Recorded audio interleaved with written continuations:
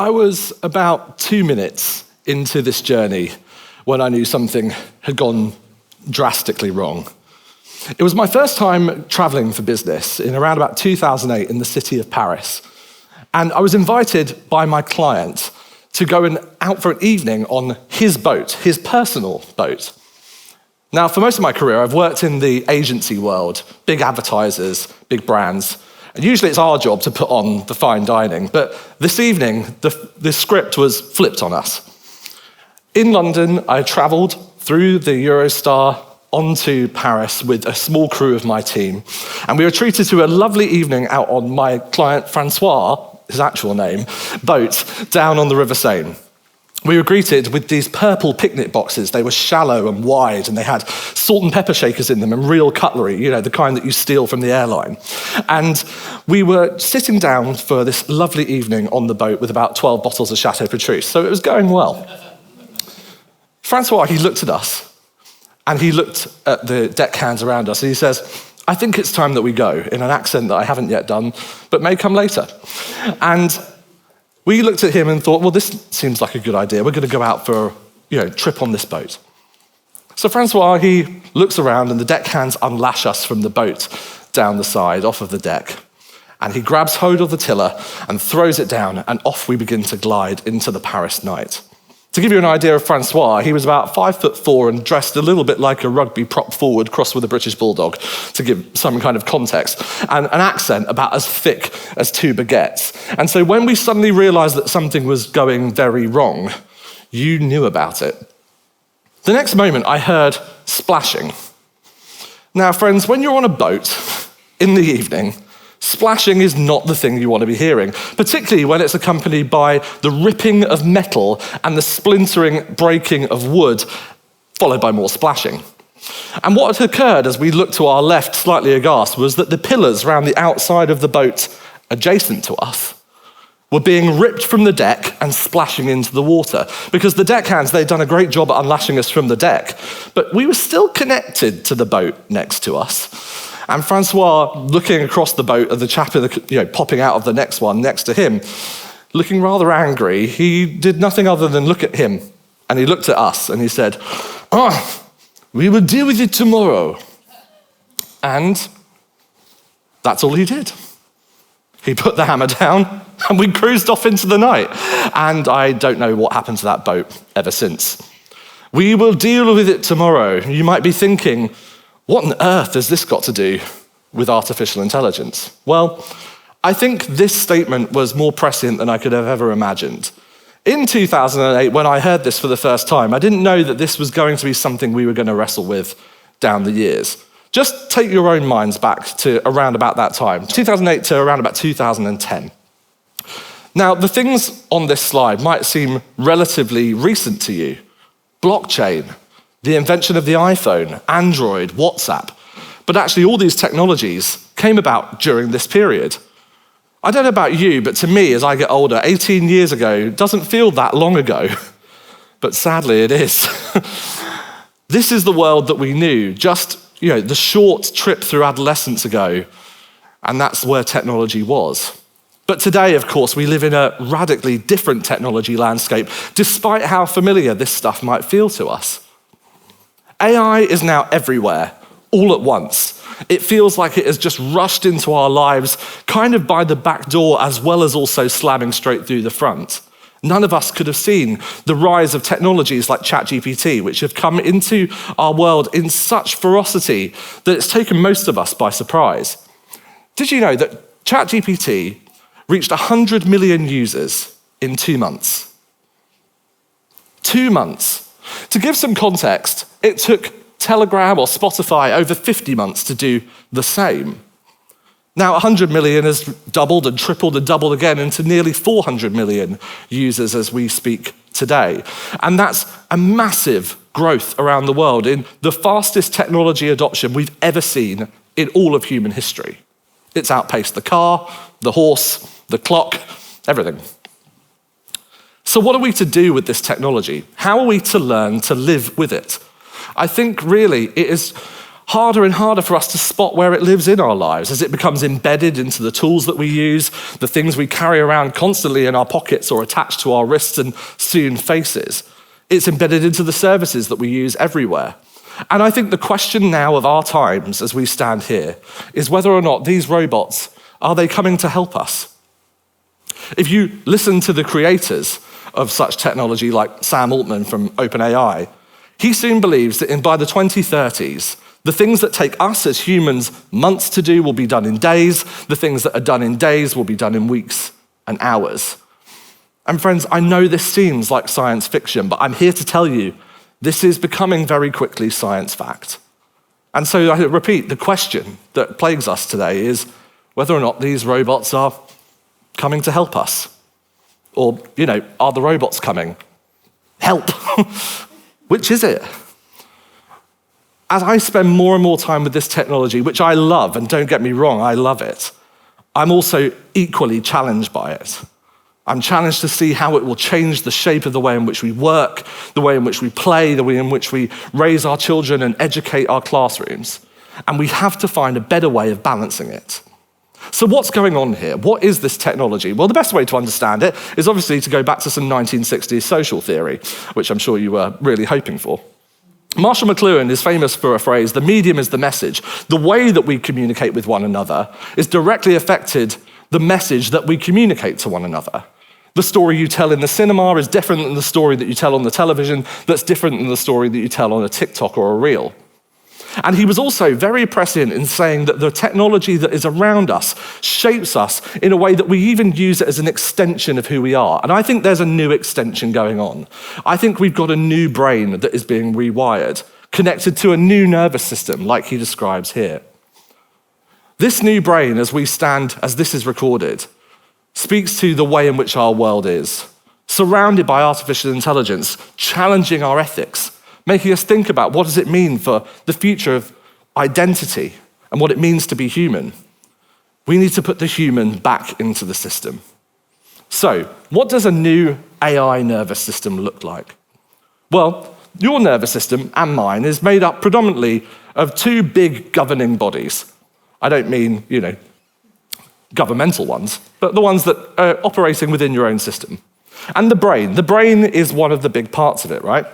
Now, if you weren't aware, you've all got brains, and some of them work better than others at certain times of the day and depending on the substance you've consumed. But the brain is the big thing in this system. For a long time, we've thought about these big AIs as kind of big brains in jars. AI isn't new, of course. It's been something we've been working on for several decades. But in the past couple of years, these brains have been transformed, not by these kind of transformers, but the very small t in transformers, the t in GPT, that's what it stands for. Transformer, did you know? The GPT enables something to run that we've not seen before. It's called a large language model. Now, get ready for this. If you don't know what a large language model, these are very large models trained on a massive amount of language. Thank you very much, you can go home. No, of course.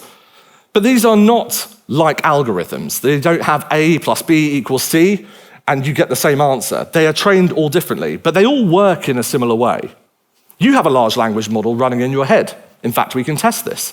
Finish this sentence out loud for us, friends. Jack and Jill went up the... Thank you. How do you know?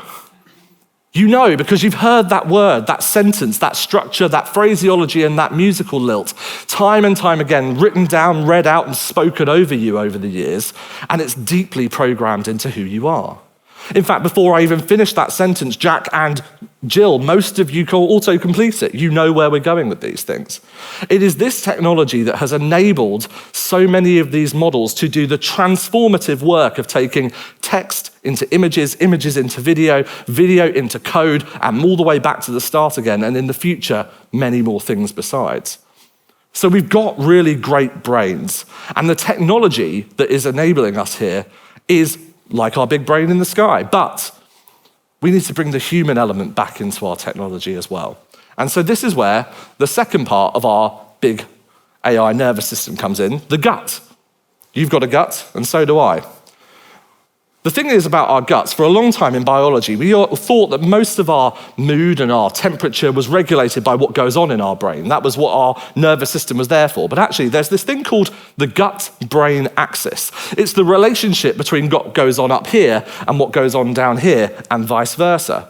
What goes on in your gut regulates all sorts of things like mood, behavior, temperature, all sorts of parts of your biology. And I think we need a healthier gut in our AI nervous system. That's you and I, the humans in the system. Friends, I'm on a mission to make sure that we don't just get the benefits of AI, but we're also protected from the downsides. And that means that you and I, as individuals, have to get a much stronger gut feeling. A gut feeling about how we deploy AI, where we deploy it, and what we use it for. Now, we've gone down this road before. We've had massive technological inventions that have caused us to really consider whether or not they're safe. Take the car, for example, the modern car. In the UK, during the 70s and 80s, we saw a massive explosion of car ownership. And one of the problems was that people started dying in cars because, well, they weren't that safe. And so we did a few things. We regulated the industries. We made car manufacturers start putting seatbelts in cars. But that wasn't enough. And so we started regulating the highways and changing speed limits and putting in speed humps and putting in traffic lights. Well, that wasn't enough either. Because the problem is that with all the seatbelts and all the traffic lights, we were still the drivers. We were the ones behind the wheel. And so what did we do? Well, here in the UK, in the US, and all around the world, we began to run public information campaigns, safety campaigns, teaching us what does it mean to drive safely, but most importantly, to put the seatbelt on. A relatively simple thing, you might think. In the UK, the campaign clunk, click, well, some of us will remember. Those sounds embedding into us to remind us to put on that safety belt. Well, today we're doing the same thing with AI. We're regulating around the world. We're trying to protect the people that are creating the models.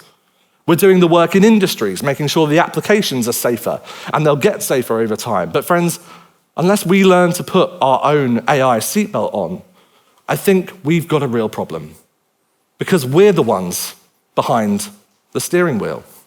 We, the users. And so if we want to see the massive benefit of artificial intelligence without all of the downsides, then we have to start putting the seatbelt on for ourselves. And if you've got kids in the room, make sure they've got it on first. You see, one of the biggest questions we can ask ourselves when it comes to artificial intelligence is, where is the human? Where's the human in the loop? This is a common phrase amongst those creating these technologies. Is the human in the loop, on the loop, or out of the loop? You've got AI running in the systems you use every single day, the spam filter in your inbox, the algorithm deciding which mortgage application might get approved or not. And for now, many of us are beginning to put ourselves in the loop as we prompt these models, these tools, these AIs that we interact with every day. But if someone comes to you in your workplace or your school or in your political institution or in your community and says to you, maybe we should do this with AI, then I would say, great. Where is the human in this loop? Will we be in it, checking everything that happens? Will we be on it, sometimes seeing what might come out the other side? Or can we just step back and be out of the loop, allowing AI to do all of the work for us? And you might think, doing all the work for us, surely that isn't possible. But as we've seen from the model makers, those that have obviously slight vested interest in all of us using them, but nonetheless believing that AI is going to become agentic. The agents are on their way.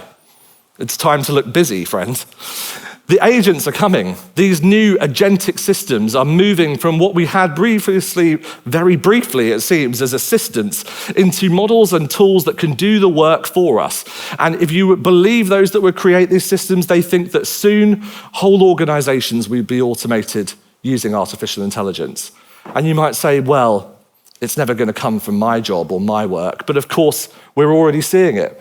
Just a mere weeks ago, we've seen a flurry of new models released by all of the major providers, beginning to enable agentic workflows. And their creators are beginning to see that they too can step back in that loop and have more and more work done by them. That coding could be maybe done by the vibes. vibe coding, where you just sit back and let the model create it. This is from one of the biggest model makers in the world, Anthropic, their founder, talking about this concept. And so if it's now coding, then well, what comes next? All sorts of vibe working may be enabled. Vibe editing, vibe finance, vibe HR. There's no stopping where this may end up. Unless we choose to. Unless we choose to put the human back in the loop. Friends, we don't have the opportunity, I'm here to tell you, sadly, but with great privilege, to deal with it tomorrow. This is the tool that we have to deal with today. Many of you will come into contact with this in your own work, within your own communities in the weeks and months to come. And some will say to you, well, don't worry, these things are just tools. And I would say, of course, these are just tools for now. But the challenge is that the tool that you're sitting on right now, the chair that you're in, well, that's just a tool. It's the combination of physics and ergonomics, material science, to keep you off the ground. It's just a tool. But if I pick it up and hit you over the head with it, well, then it's a weapon. And if I take that same tool and put it on this stage and sit someone on it and call it a throne, then it becomes something very different. Let us not be dethroned. Let us not create weapons. And don't just see these things as tools. We are heading into a double-edged kind of world. And AI will not wait for us to catch up. It's on you and I to put on the seatbelt first. Thank you.